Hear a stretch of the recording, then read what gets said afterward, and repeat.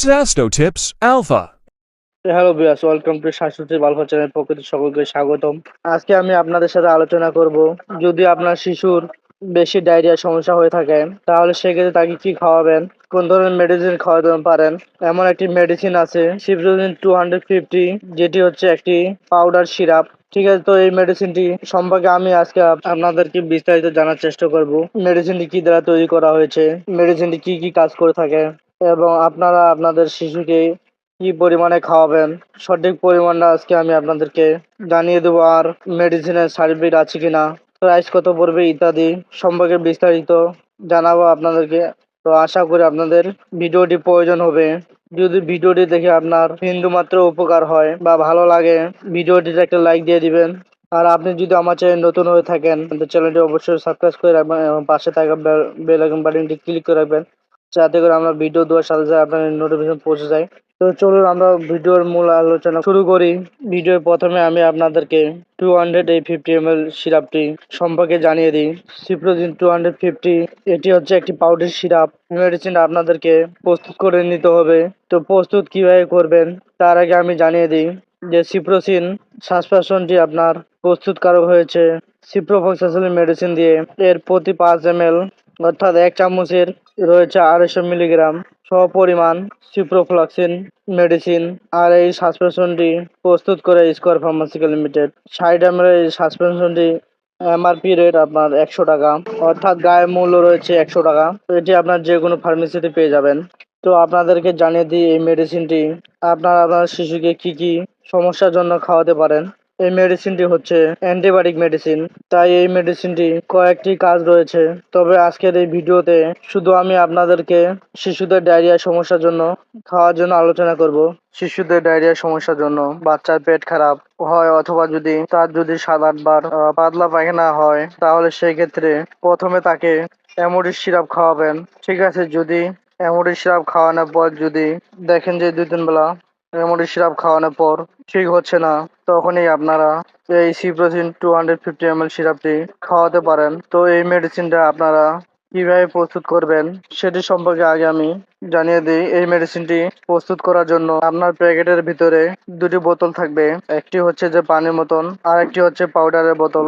আপনি পাউডারের বোতলে পাউডার নিয়ে আপনি পানির বোতলে ঢালবেন এবং ভালোভাবে ঝাঁকিয়ে নেবেন। এতে করে আপনার সাসপেনশনটি তৈরি হয়ে যাবে।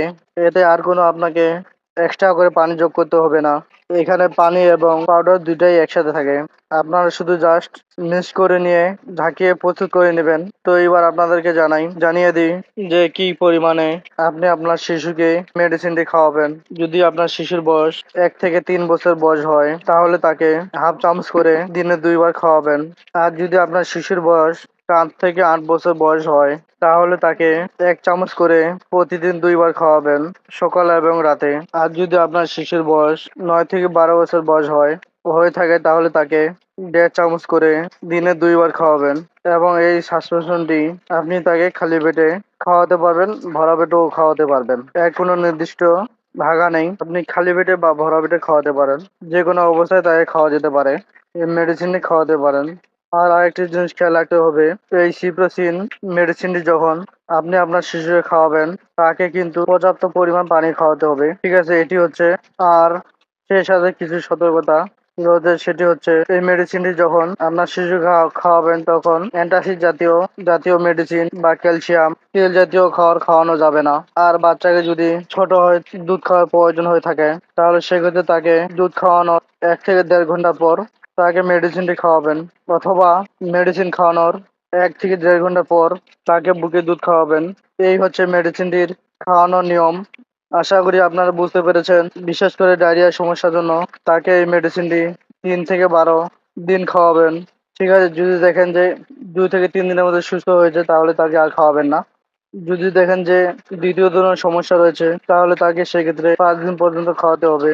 এই হচ্ছে মেডিসিনটি খাওয়ার নিয়ম। এবং সেই সাথে আপনাকে এই অ্যামোডিস সাসপেনশনটি আপনাকে খাওয়াতে হবে। তো অ্যামোডিস সাসপেনশনটি আপনারা কি পরিমাণে খাওয়াবেন, কিভাবে খাওয়াবেন সেটি সম্পর্কে আমি ভিডিও তৈরি করেছি, এর পরবর্তী ভিডিওতে আপনারা পেয়ে যাবেন। পরবর্তী ভিডিওটা আপনারা দেখে নেবেন। আর একটি জিনিস অবশ্যই আপনারা মাথায় রাখবেন, যদি আপনার বাচ্চার বয়স 1 বছর বছরের নিচে হয় তাহলে কিন্তু অবশ্যই ডাক্তারের পরামর্শ নিতে হবে আপনাকে। কেননা 1 বছরের নিচে বাচ্চারা কিন্তু পেট খারাপ হয় বিভিন্ন কারণে। তাই সেই ক্ষেত্রে তাকে কিন্তু ডাক্তারের সাজেশন ছাড়া মেডিসিন দুটোই খাওয়ানো যাবে না। ঠিক আছে, আপনারা নিজেদের থেকে কখনো মেডিসিন খাওয়াবেন না, অবশ্যই ডাক্তারের সাথে কথা বলে ওষুধ খাওয়াবেন। তো এই হচ্ছে আজকের সিপ্রোসিন 250 ml সম্পর্কে আলোচনা। আশা করি আপনারা মেডিসিনটির সম্পর্কে ধারণা পেয়েছেন। যদি আপনাদের কোনো প্রশ্ন থাকে আমাকে কমেন্ট করে জানাতে পারে, আমি যথাসাধ্য চেষ্টা করবো আপনার প্রশ্নের উত্তর দেওয়ার। যদি আপনাদের ভিডিওটি দেখে ভালো লেগে থাকে তাহলে একটি লাইক দিয়ে দিবেন। পরবর্তী ভিডিও আপডেট পেতে পাওয়ার জন্য আমার চ্যানেলটিকে সাবস্ক্রাইব করে পাশে থাকা অনুরোধ থাকবে। তো ভালো থাকুন, সুস্থ থাকুন, খোদা হাফেজ, আসসালামু আলাইকুম রহমতুল্লাহ।